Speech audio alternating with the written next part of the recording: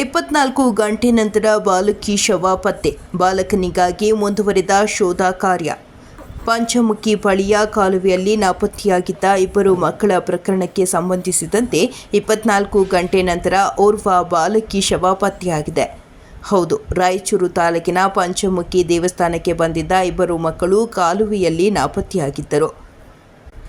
ಗದ್ವಾಲ್ ಮೂಲದ ಕುಟುಂಬವೊಂದು ಪಂಚಮುಖಿ ಆಂಜನೇಯ ದೇವಸ್ಥಾನಕ್ಕೆ ಜಾತ್ರೆ ನಿಮಿತ್ತ ಆಗಮಿಸಿದ್ರು.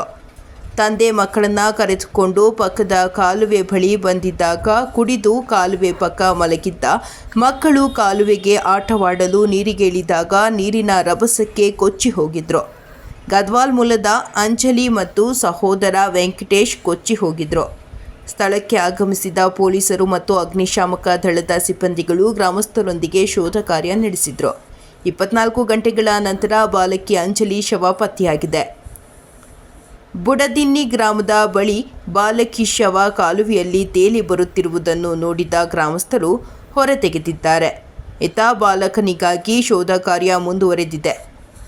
ಇಡಪನೂರು ಪೊಲೀಸ್ ಠಾಣೆಯಲ್ಲಿ ಪ್ರಕರಣ ದಾಖಲಾಗಿದೆ. ವರದಿ ಗಾರಲದಿನ್ನಿ ವೀರನಗೌಡ.